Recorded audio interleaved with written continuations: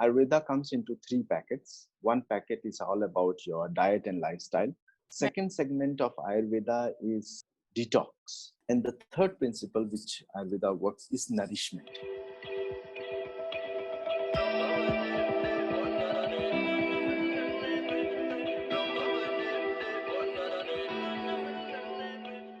Hi there, and welcome to another episode of Shift with Shubhra. I'm your host, Shubhra Vanetti. I'm a certified sleep consultant for babies and adults. I'm also a baby science program instructor and an Akashic light healing practitioner. So, welcome to another episode. And today we'll be interviewing Dr. Satyam Tripathi. Dr. Satyam specializes in Ayurveda, and I'm really excited about today's episode because Ayurveda has always been a very interesting idea for me because I am from India originally, and it is one of the oldest holistic healing systems that is available still in the world today, along with traditional Chinese medicine. So, Ayurvedic medicine, or Ayurveda as it's commonly known as, is the belief that health and wellness depends on the fine balance between the mind, body, and spirit. I wanted to invite Dr. Satyam today to basically enlighten us what is the history of Ayurvedic medicine, what is it all about, how do they ascertain what is the fine balance between the mind, body, and spirit, what does that mean in the Ayurvedic context, and the kind of therapies and the diagnoses that they probably use in this particular practice. So I hope you enjoy today's content, and if you know anyone who would benefit from this interview's content and information, don't forget to like, comment, or subscribe, and please definitely share this episode with someone who you think would benefit from the content. Thank you so much, and enjoy the episode. So I just wanted to ask, can you tell us a little bit about how you became an Ayurvedic doctor? What led you to this journey? I was grown in a family where my grandfather was a cooperative inspector. Uh, it was a time of India's independence where he started his job, and it was like after colonization he was into that. And then following to my father, who also was working as a professional in government forest department. So my childhood was like near to the forest, in the forest, you can say, because when you are a forest officer, a lot of things they have to be there in the forest. Wow. So it was somehow like inbuilt, because you that's how what happens. No, if you are grown in a cosmopolitan city, you will think like a cosmopolitan True. person when you are born there. So your thought process like that. So you get attracted. It becomes easier also. And then it was something which is like when you always keep listening about, hearing about, this helps in this helps in that, so you get more curiosity. So that curiosity was there, that I want to find out how it can really help people in a much better way. And uh, when it came to my choice as a professional, as a doctor, so then I felt that I can choose this, which will be more easier, better, and something which will be satisfying my passion as well. So I went for that, and I completed my doctor degree. Following with that, I went for the specialization, which includes yoga as well. So yoga and then rehabilitation, where we then it became a journey. Like when you started doing your specialization, then you think of specific diseases. Where I went for diabetes, hypertension, HIV and cancer conditions, and then uh, went on and on and on, and finally, where am I? And when did you come to Singapore to establish your Ayurvedic practice? Uh, as a full-fledged doctor, I came to Singapore in 2012. End of 2012, I came, and then, of course, before that also, I used to come here, but that was not something like to build up a career. It was something like an invited guest for speaking, for some workshops, and all, where I felt that Singapore is a good place where you can really express your potential, and at the same time, like there is one place where you have good crowd and good number of people who can give you the knowledge, which is India. Like there are 100 people, but there are 100 doctors also to give enough knowledge. But there is another part of the world, there are 100 people, but there are only one or two people to serve. Yeah. So then thought that maybe this part of the world needs needs service which compared to the other crowd, and that's how I moved to Singapore. I see. Okay, wonderful. So then could you just elaborate a little bit about what really is Ayurveda? Like what is the main principles, or as we say back home, the funda, the foundation and the ideas behind Ayurveda? See, Ayurveda can be explained in many different ways, but what I will like to explain clinically, it is in this way. Ayurveda comes into 3 packets. One packet is all about your diet and lifestyle, where it teaches you how and what are the things which you have to eat, what are the spices which you have to put.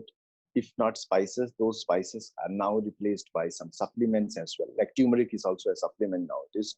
The tulsi, which is also called as holy basil, is also a supplement nowadays, but it is also a kind of food which we put it into our vegetables or in our normal staple food. So that's what's the first segment. Second segment of Ayurveda is about detox. Okay. The channels has to be clean, because no matter whatever food, nutrition, supplements, or whatever you are talking about, if that is not reaching to the target area where it is supposed to reach, then no point in taking that, no? Because it is continuously getting blocked. It is continuously getting stopped somewhere.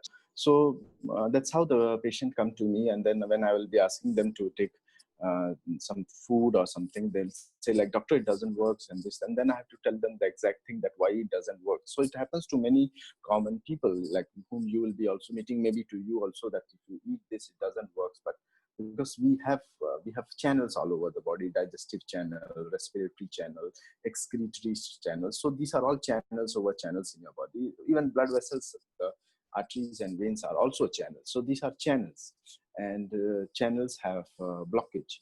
So this has to be clean. So that's an important thing which Ayurveda talks. So one principle is about food and diet, and second principle is about detoxification. And the third principle which Ayurveda works is nourishment. One nourishment which we talk is diet and nutrition in a normal way. One nourishment is what you do, or which you give it to the body, is transmembranous and transdermal. Transmembranous and transdermal means something which you apply on the body or something which you put on the body. So this is dermis, this is skin, dermis and epidermis. So you are trying to move something transdermal, and inside the body there are membranes. So when the herbs reach inside the body, they are moving one membrane over another membrane through the process of osmosis. Okay. Of course, in Ayurveda, they don't say the word osmosis, but it is important to mention this word, because if there are people who are trained in modern medicine, or they understand the modern medical science, they need to understand that how exactly things are moving in.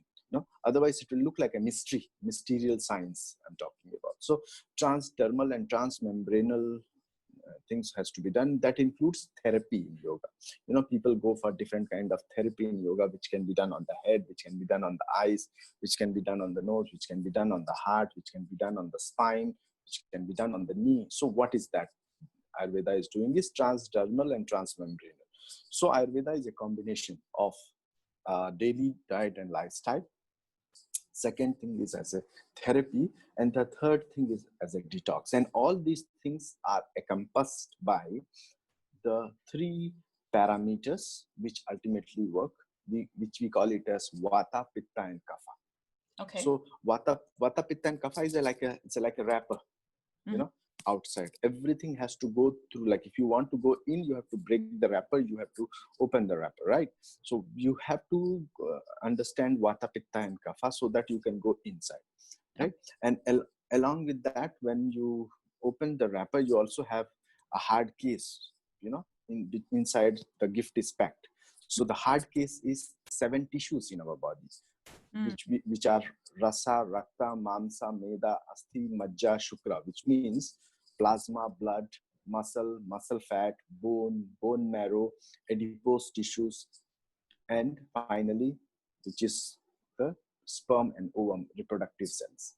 So all these things together make a health according to Ayurveda, which includes the toxins also of our body, the waste products of also our body, like urine, feces, sweat, not only these 3, which is commonly known now, wax, the wax inside the ears, under the hair follicles, mucus or phlegm inside the body. Hair and nails are also the byproducts and the waste products of the body. So all these things together make one as Ayurveda. Right. And you were mentioning about Vata, Pitta, and Kapha. Can you just elaborate what is Vata, Pitta, and Kapha? Okay, Vata, Pitta, and Kapha are basically parameters to assess the entire condition. What happens is like when we talk about different parameters in modern medical science today is liver parameters, or we are talking about respiratory parameters or kidney parameters. So we have different segments that if this is there, this may affect this. If this is there, this may. Like for example, when we are talking about diabetes, HbA1c is a standard 3 months, 4 months average of blood glucose level. So if it is high, it will affect your heart, it will affect your eyes, it will affect your digestive system, it will affect your entire metabolism. So you understand by one parameter how many things it will get affected. If you're looking into kidney, you seek serum creatinine or glomerulus filtration rate. So you understand that glomerulus filtration rate is less. So the kidney is filtering less, then there will be water accumulation inside the body, there will be edema, there will be swelling. Creatinine is high, which means the kidney is not functioning well. Maybe it is going towards kidney failure. So now when we talk about Vata, Pitta, and Kapha, they are also the parameters of our body in different levels. Like there are certain segments for which Vata is located, is related, like dryness. Dryness in the joints means Vata is high. The dryness in the skin, which means Vata is high on the skin.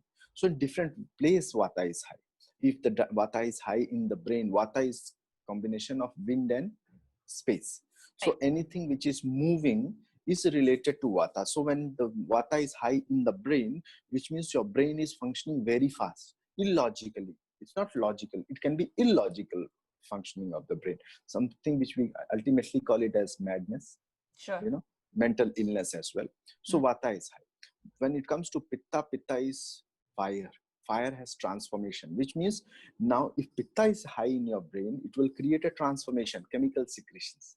And we talk about the secretion of serotonin, melatonin, histamine, dopamine, which is there in your brain. So what are these? These are chemicals which are creating a transformational changes inside your brain. So when we say Pitta is high, so Pitta is high means the changes in the chemicals is faster. So the person can be intelligent also at the same time, worried also at the same time,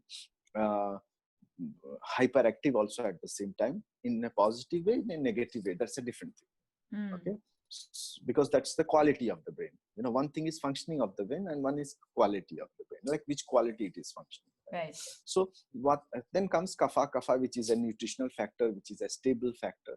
This again has a different classification. It's not just Vata, Pitta, and Kapha are enough. Then Vata has again 5 types: Prana, Udana, Vyana, Samana, Apana. Similarly, Pitta also has Pachak, Ranjak, Alochak, Sadhak. There are different kind of. So what I'm trying to say here is it is not just 3 parameters. 3 again has another 5, and then again have divisions. That's how the body works. So like in a very generalized way, how we talk about modern science is you have a parameter for diabetes, blood investigation. When you have for kidney, you have kidney profile. For the liver, you have liver profile. So liver profile is not just one. When you go deeper into liver profile, you will get cholesterol, you will get SGOT, SGPT, the amylase conditions. So when you go to kidney profile, you will not just see how is the urine looking like. No, you will go into uric acid, urea, then you will see serum creatinine, glomerulus filtration rate. You'll like to see bacteria there in the urine or not, blood is there or not. So once you go into that perimeter, there are another segment. So in the same way, according to Ayurveda, Vata, Pitta, and Kapha are just a generalized version, like kidney profile, heart profile, and this. Then inside you have more details. Wow. Okay. So it's quite a massively widespread of type of medicine in that sense. I mean, you're talking about detox, you're talking about the body systems in terms of like the elements that then also subdivide from there. Then you're talking about herbal related the food and nutrition that goes into the body. So it's quite a very holistic range in that sense. Is there any ailments that Ayurveda cannot treat? See, this is a very good question which you are asking. limitations, Mm. right? Yeah. Limitation. Every medicine has its own limitation, and as long as a good physician or a good therapist understands where is my limitation, then he can or she can refer to someone else, Yes. right? It is not no point in jumping into everything and I know everything and I can do everything. Absolutely. So what happens is when we talk about Ayurveda into emergency medicine, Ayurveda is really not good at this point of time. I'm not saying Ayurveda is not good at all. Mm. Ayurveda is not good at this point of time because we have to still do a lot of R&D, research and development, to go to that level where Ayurveda can work as an emergency medicine. When there is a acute or infections, that infection is continuously growing, so you need to find a better alternative, which we call it as vaccines, we call it as antibiotics, stronger level of antibiotics, especially vaccines, I'll say. So Ayurveda doesn't has any kind of vaccine so far. So these are the limitations of Ayurveda, where Ayurveda cannot work.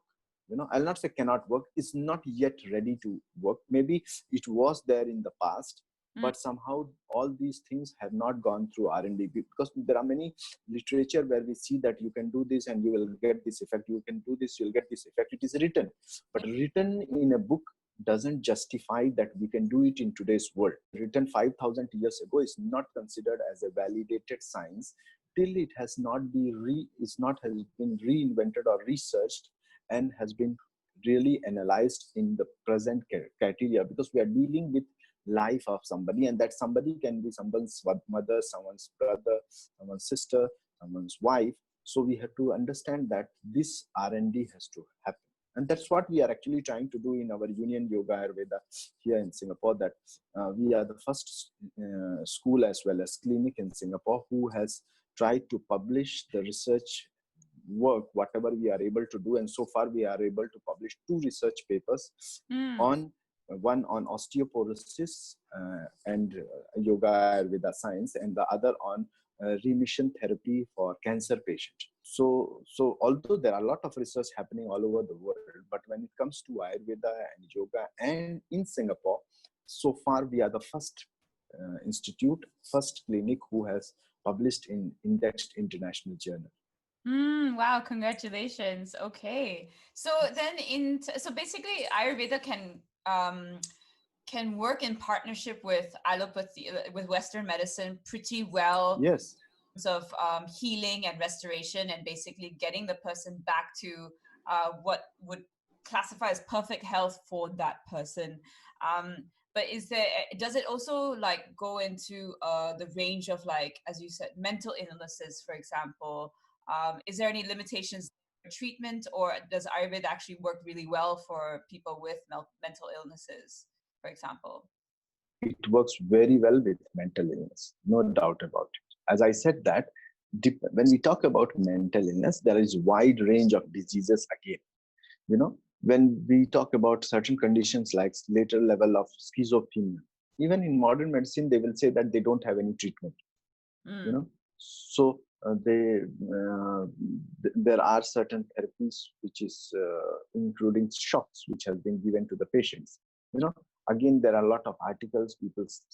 Some people support it, some people don't support it based on research findings. But at the end of the day, what is being said that they also don't have treatment. So when that one segment A doesn't has treatment, segment B is trying to do. So we are actually standing in the same level. And as I said earlier also, that it is not about how many treatments we have and what are the things which we can do. It is more about how much R&D has been done. Yeah. Because it is the biggest thing which every medical science has and should have also, that efficacy trials. Because let's say I'm saying that I have made a medicine or vaccine for COVID-19. I want to give it to you. Are you going to take it? No. You'll say, no, doctor, is it well tested? Is it safe? Because you're going to inject on me, or I'm going to drink it or whatever. So is it well tested? So till it is not well tested, how can I say that you should take it? so it has to be tested also. And this test and all these things takes longer time. Like even in the whole world is in emergency today for COVID-19. Everybody wants it fastest to the fastest by today. But then also it is taking time. Like we came to know about this COVID from somewhere in December, January, and we are sitting on the 8th month now. Yeah. It is still taking time, and it is going to take another 8 months more, right? Mm. So in the major emergency condition, even it can take so long, Ayurveda is not an emergency condition. Mm. Diabetes or hypertension is also not an emergency condition. Yeah. So it takes its own speed, it takes its own time. If you really look into many medicines which you know today, it is not that these things have been evolved in just 1 or 2 years. Certain antibiotics which you are using today, the research has been started 15 years ago or 17 years ago, and today you are seeing that, and that too with a lot of financial backup and a lot of commercial support. So this has to go through Ayurveda. So we need to have that kind of mindset also, that we have to grow this, and there should be consistency. And then these medicines which I'm talking about that we have, as I said, we can say that now we can use it. Yeah. Right? Absolutely, yes. And so in Ayurveda, I think most people understand when they go to a conventional medical doctor, they will probably get blood tests done. The doctor will check their heart rate and with a stethoscope and things like that, blood pressure machine. How are the diagnoses, methods for Ayurveda? And what other type of therapies that you prescribe when it comes to Ayurveda? I'm sure it's a lot, maybe just like a couple.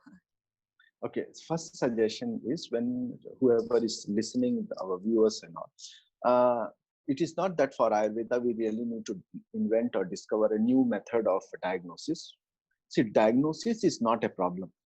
When you look into current modern diagnostic criteria, whatever has been said, it is well and good. See, for example, MRI is very good diagnostic machine. Do we really need to invent one more MRI?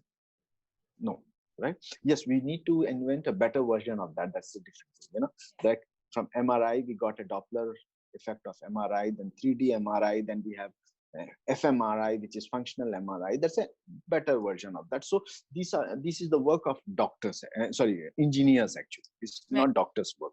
Engineers are giving us support so that we can see things more clear.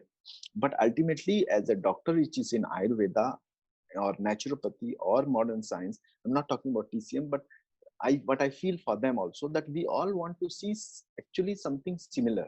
Urine test, how's urine, what is the color of the urine, smell of the urine, and other molecular changes in the urine, in the feces, in the blood, in the tongue, in the mucus, in the hormones. We want to see something similar. And as long as we can get it from the left wing or from the right wing, doesn't matter. We are getting information. Yeah. Information is not a treatment. Information is just an information. You get from where doesn't matter. So it is not that this is a modern way of investigation, so I cannot use it in Ayurveda. This is wrong. It is a investigation, no matter it is from modern way or it is a technical way or technological way or IT way, doesn't matter. It is an investigation, and if that investigation really helps me to really correlate with the diagnosis of the disease, so I'm fine with that. Of course, there are some for which we are all working yet, like pulse diagnosis, which is totally limited to a physician's understanding. We are trying to develop a pulse meter, that is also called as Nadi Tarangini. One of the very good engineer from Indian Institute of Technology, he is trying to work on that. He has developed a software, and then he is trying to work on different part of the world to standardize the reading, just like our blood pressure has a reading, right? Yeah. A standard reading 120/80, which is standard. So first of all, we need to define what is a standard level of blood, of pulse, of Vata, Pitta and Kapha, and then we have to define abnormal. So this person is actually trying to work. So if tomorrow that machine comes of Vata, Pitta and Kapha in the form of machine, it is not that it's a modern thing. It's just a better version of that diagnosis. So when we look into the diagnostic part in Ayurveda, which I was trying to explain earlier also to you, that there are different methods. There are those who are less experienced, they can go through 12 methods of examining the patient. We call it as Dasa Vidhi Pariksha. Dasa means 10, Vidhi means process, Pariksha means examination. As you get more experience, more and more experience, you don't need to really look into all the 10 aspects. By 8 aspects, which is called as Ashta Vidhi Pariksha, 8 aspects you can diagnose. As you get more experience and more experienced, you reach to the level of Pancha Vidhi Pariksha, 5 aspects. Any 5 aspects, you can look into that and you can diagnose the problem. With more experience, you get into the thing which is called as Trividhi Pariksha. Now you don't need 5 things. You just need 3 things and you will understand the situation. You will be able to. This is all how you gain confidence step by step, you know. And then finally, you reach to the stage where just by looking into the person, you will understand that, you know. So like when I see myself growing, so I did started from 10 to 8, 8 to 5, and now I reach to the state where I need to see 3 things and then I can go into diagnosis. So every new practitioner, I normally suggest them that start with that 10, then 8, so that you will be more clearer in your diagnosis. And as you get more and more experienced, of course, you will feel better. Like, you know, there are very good neurosurgeon who don't need a very strong MRI with contrast or something. They will look into that and they'll say, okay, this is the problem. I know that what to be done. Because they have done 30 years of surgery and they have opened every part of the cervical and the lumbar spine. So they know actually everything is, their mind is a computer, you know. Whereas the new neurosurgeons, they need to see this effect from the left side, from the lateral, from the medial side, you know, to understand more clear. So it is not that someone is good or someone is bad. It's all about experience. Right. And so what are the 10 methods of that you look at? I mean, just briefly, as you said, you look at pulse. I don't even know how what could you determine from the pulse, for example? Okay, this is going to be very technical. I don't think our viewers will understand, but if you have asked this question, I will answer this. See, there are different places of your body where different doshas are located.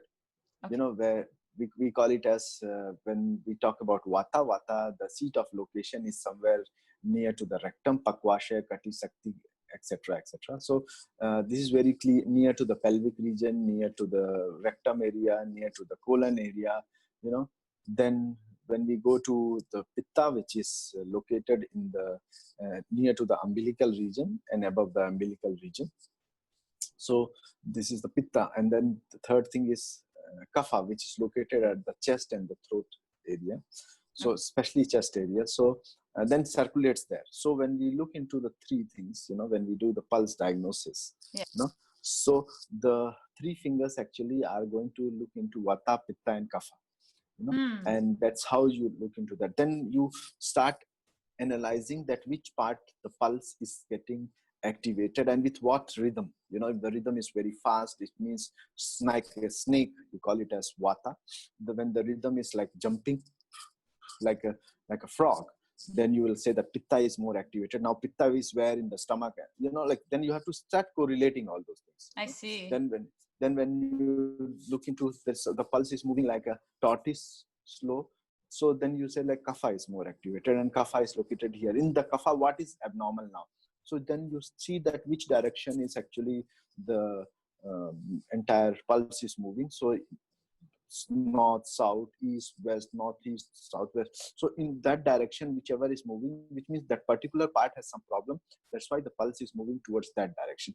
So then you have to analyze. So it is something like a 3D image which you have to build up in your mind. And then of course you have to ask questions. Questioning is the first and the foremost important thing in diagnosis, because that's how you start understanding things clearly, right? So there are different ways. Then you check the tongue, then coating, then the skin color, then stool. How is the stool? You ask a lot of questions, right? Urination time, you know, sleep. A lot of questions you ask. So that's how you keep growing. I see. Wow, that's really fascinating. So again, so Vata is space and air, wind, sorry. And then Pitta was fire and Kapha was water, was it? Water plus earth.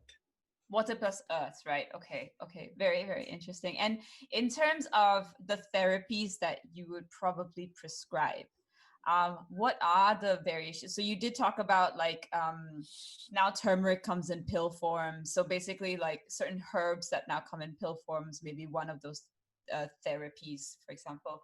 Or I would imagine diet and nutrition. You would probably also look into for a person. What other therapies? I wanted to basically ask. Okay, there are different kind of therapies, as I said again. From head to toe, I will say. On the head, that is, I'll not use the Sanskrit word because it doesn't gives viewers a clear understanding. But they all have Sanskrit words. English names are just modern names, you can say. So something it is called as head tapping, where you really tap on the head and you do that. And it's not a massage. There is a big confusion in people that Ayurveda is something related to massage. Ayurveda has a component of massage, but Ayurveda is not about massage. Okay. Yes, it is a commercial way of doing it because massage is quite lucrative in work, because out of 10 there is one patient who is sick, but now 9 are not sick.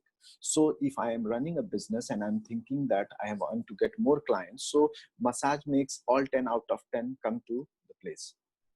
Of course, in Union Yoga Ayurveda, we don't do any kind of massages, because from the very first day, we are very firm in one thing, that we have to develop our place known to be as a clinic. When people go to Union Yoga Ayurveda, they say that, oh, there is no massage there.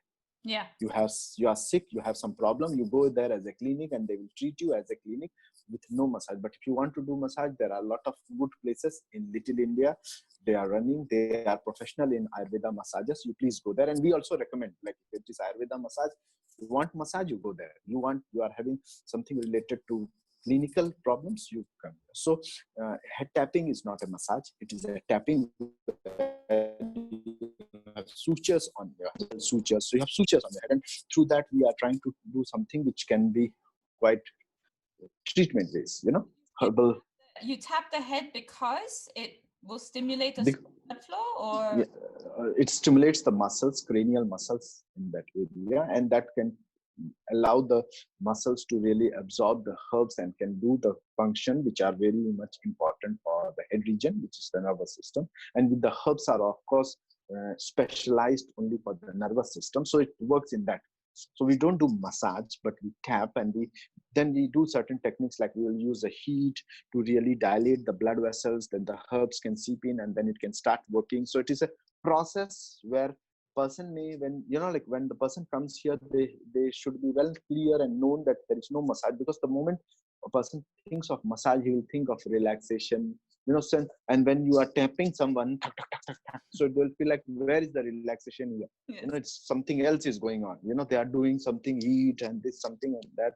So they should be very clear that here you have a problem. I'm going to solve your problem. We are Ayurvedic engineers of your body. That's simple as that. Then in the eye, nourishment and cleaning. So eye detox, we use certain herbs to, and then we let it drain, you put through the, we put it into the eye, and then the toxin starts draining out from the side of the cell. So we put it from here, it will drain from here. So that's called as eye detox. Then through the sinus, we create a stimulation here, and with steaming mucus from still some oil inside the nose to do sinus nasal cleansing also after that. So it's all together is a sinus detox. Then throat work, cleaning the throat and infections inside the mouth. So that we also do. Then heart, we do heart stimulation, and which is also called as Hriday Dhara actually in Ayurveda. But as I said, like English name better is to understand heart stimulation, to make heart rhythm work well. So then comes into liver detox. We clean the liver detox. We do kidney detox. Through the umbilicus, we do certain installation of the herbs, umbilical pichu, uterus detox. Then we also do full body detox. Then we do therapy, which is PPS and pichu on the spine, and at the cervical level, at the knee, or the thyroid, or the pregnancy, menstrual disorders. We do use modern safe equipments like ultrasound and etc. things also whenever needed, under their guidance, So to make sure that everything is well taken care and in a scientific way. And how long can a treatment period? I guess that's kind of not a great question because it depends on the ailment and the issue that you're treating. But could this be something that goes on for years and years and years? Or is it more like we want to try and aim to get this person well in within a year or something? Okay, before that, we need to understand that what are we aiming to.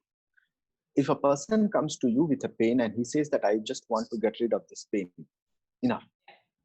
Then of course, maybe around 6 to 8 sessions, the pain will go. But there will be another question, doctor, will this pain will come back? Answer is, if you are not treating the root cause of it, which means you allow the roots to be still there. Today you are cutting the branches and the fruit, tomorrow again they will grow up. Right. So if you came for pain, you just want that to be done, it is fast. 6 to 8 sessions done. If a person aims that I want to really work on the roots to some extent and then they get bored, so it may last for 2 to 3 months. Yeah. Right. Then there are some people who want to really make sure that the roots are totally treated, and at the same time they want to make sure that it doesn't re-happen. So it will take around 4 months, 5 months. So there are some people who say that, doctor, I'm having family history of cancer, and I got some polyps, which was stage 1 cancer, but it got removed. So I want to prevent it. So can I come in this way, that I come for immunotherapy? There is a herbal immunotherapy which enhances your immune system, So can I come once in a month, and then every 3 months I go for blood test and check my immune system is strong or not. So there are people who are educated, they understand things. So they will do once in a month, and they will do for 3 months. And after 3 months, they go for blood investigation. They will see how much their immune system has gone better. Then again, they will continue for 3 months. Again, they will do they will do blood test 4 times in a year to monitor how is it. And that's how they know that their family history has cancer and they want to prevent it. So it is always good to prevent by like a small amount of investment, which is approximately 80, 90, let's say $100 investment. $100 investment for your health is nothing. More than that, you pay the premium of your health insurance per month. That's right. Yeah. Right. So this depends upon how clear and educated the person is. Education is not about how many degrees you have done. Education is more about how much you are clear with your life and with your health. Right? Yeah. So you might have not studied even a single class, but if you are clear with your life, you are considered as educated, right? The more awareness and exposure in terms of like your awareness of the things, yeah, definitely, I think is very, very important. And do you think that, would you say that people who have chronic issues, for example, like intolerances, or they have things like cholesterol, or they have things like autoimmune diseases, for example, are these things that can be treatable, since they don't fall under the emergency medicine per se, but they are more chronic conditions? Are these treatable under Ayurveda? See, when you ask this question, it has a double meaning. I'll tell you how. Okay. Treatable, my answer is yes. Right. Because treatment can be done for anything, Doctor, can you treat COVID-19? Treatment, okay, I'll do the treatment. Treatment is just a treatment. Curable or not curable? Yeah. Okay, yes. Okay, so if your question is about treatment, I say answer is everything is treatable.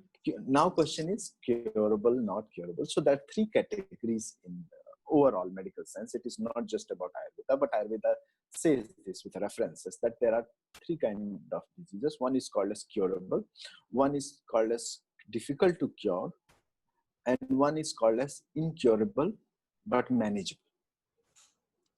Okay. So ultimately there are like stage 4 cancer. Is it curable? It is not curable. What you can do, you can manage it and you can add years into life, right? Maybe The person who is going to die in 1 year, if you start doing the therapy now, it will become 1.5 years, or it will become 2 years. So you have added, right, with less stress on the body, correct? So this is also a treatment, because nobody is immortal in this world. So if you look at this, that doctor, is it curable? Yes, it was actually a cure, at least for 3 months, at least for 3 days. I tell that maybe I'm not knowing that how that dying person feels, but one thing what I can understand, that to a dying person, if you can give him extra 1 day also, is a big treatment. Because he has everything, but he cannot buy that 1 day or 1 hour or one half a day. So this is all also treatment. So leaving a person hopeless, like, oh, in modern medicine I cannot do this treatment anymore, so you have no where to go. So that's not the health, right? So yes, there are conditions which are curable, reversible. So we do talk about that. Initial stages of many diseases, counting one or two will be a waste of time. Many diseases, initial stage, of course, is curable. Difficult to cure is many diseases, not initial stage, later stage, and that too will being neglected. You have knee pain, or neglecting it. I am having pain, doctor, from past 3 years. Then 3 years you are creating a torture in your body, and you are expecting any doctor to treat it in 3 months. What are you expecting? That doctor is a magician, is it? No. And if anyone says that he is a magician, then he is a crook. Because that's not correct. We are not salesmen. We have to tell them a time frame, educate them what exactly is happening inside the body, and let them understand it. Because when they understand, they will not only just do a treatment with you, but also they will do all the preventive methods, so that things will not become worse in future. Yeah, right. So that's how it has to happen. And how does yoga factor into the treatment or into maintenance? Like, what are in terms of benefits of yoga, I think there are 1,000 benefits, but in terms of your practice, what are the benefits of yoga with your practice? Yoga is a backbone, okay, which doesn't looks like it is doing something sometimes, but it is doing everything. Okay. I'm talking to you now, and I'm moving my head. So you will say that I'm moving my head, but actually I'm not moving my head. My spine is supporting my head, then only my head can move. So yoga is a backbone. First thing, yoga corrects your mind, the way of your thinking, the way how your nervous system, what is mind? Functioning of the brain cells, in which direction it will work. Because based on the way how the mind will function, the desires are nothing else, or the emotions are nothing else but a chemical movement in your body. And these chemicals create certain changes at the physical level. A person gets stressed because he has production of stress hormones inside. And when the production of stress hormones happen inside the body will have certain physical changes, like fast heartbeat, stiffness of the muscles. So these are physical changes which are happening. And now what we are trying to do is we are trying to control these physical changes, thinking that I can only change this physical change and it will be done. But reality is it is coming from somewhere else.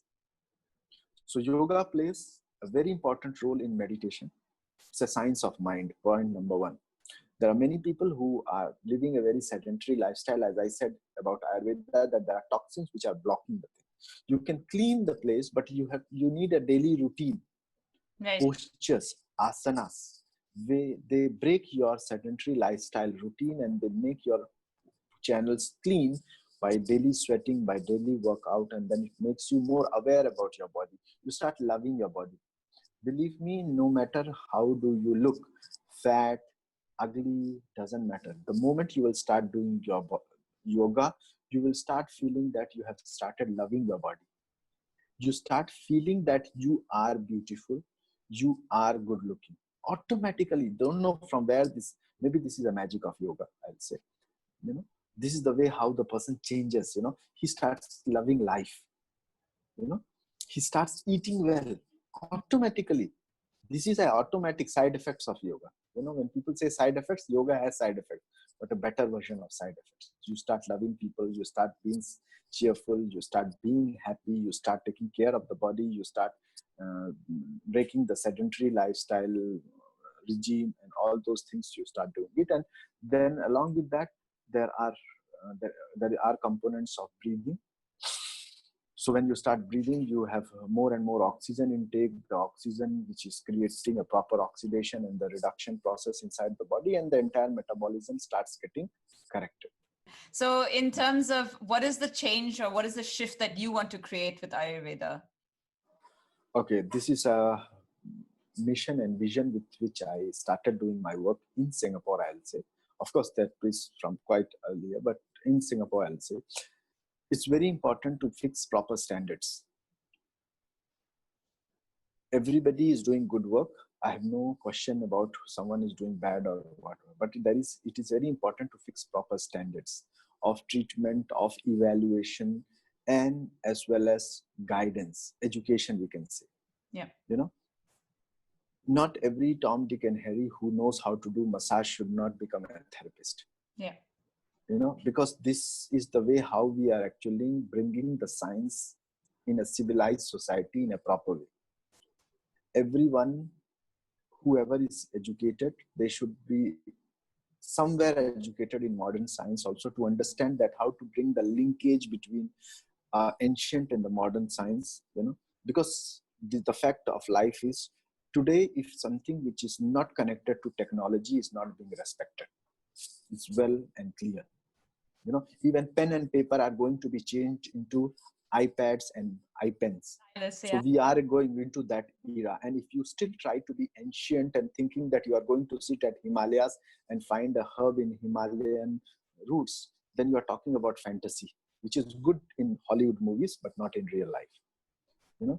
So what I really want to do is to bring Ayurveda combined with technology, combined with modern methods. Ayurveda should look modern, but the concept should be ancient. I don't want to decrease the conceptualization, which should be totally ancient, but it should be used with the modern tools. And that's very important. And that is the change which I will love to see. If people agree with me and they want somewhere I should do the help, I do teaching, I do certify therapist, with the help of many other team members. It's not only me. When we say union is a combination of people who are intellectual and highly educated, and just one of them. So we are all trying to do this with a mission to make sure that when people talk about Ayurveda in Southeast Asia, if they talk about union, they will say that this is something which is new, which has the ancient concept, but still it is something new. Beautiful. Wonderful. Well, I hope a lot of people get on the bandwagon of joining in your quest to bring Ayurveda to the 21st, 22nd century, hopefully, where we keep the ancient foundations alive, but using modern methods to start bringing it into the 21st century a little bit more accessible to people and more understanding. Thank you so much, Dr. Satyam, for your time, sharing all this wonderful information. I hope people will like this information. And if they have any questions about Ayurveda, please go and follow the links below in the show notes to Union Ayurveda Yoga, so that we'll put the links down there. Thank you so much again, Dr. Satyam. Welcome. Namaste. Thank you.